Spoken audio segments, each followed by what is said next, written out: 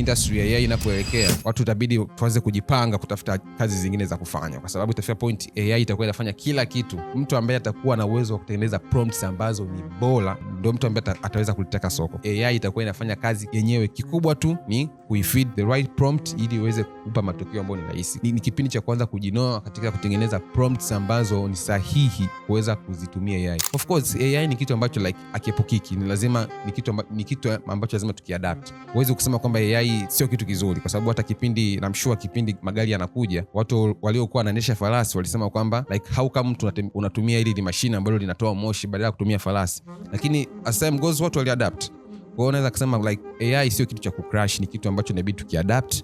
Kikubwa tu ni kujifunza basics, namna gani ya kuzitumia, kujifunza the right prompts za kutumia, ziweze kutusaidia katika kazi zetu za kila siku. Lakini nakasema tujiandae, kuna watu watapoteza kazi, kuna watu career zao zitaharibika tu kwa sababu ya AI. Na kama bado, na I'm sure kuna watu wengine still tayari, naweza kusema watu wengi sasa hivi ajira zao zipo hati au career zao zipo katika hati kutokana tu na AI. Kama bado, nywele zako tia maji. Ila kiukweli video AI ya Google ambayo ameachia recently imeniacha mdomo wazi. Video zake ni kiukweli huwezi kuzitofautisha, na zina uhalisia kuanzia kwenye lighting, sound effects, lip sync. Zamani kwa kutengeneza video ya AI utajua tu kwamba hii video ni AI kwa sababu hata zile body mechanics utajua tu, lakini kwa jinsi namna gani Google ameweza kuboresha video AI yao ya VO3 kiukweli imeniacha mdomo wazi.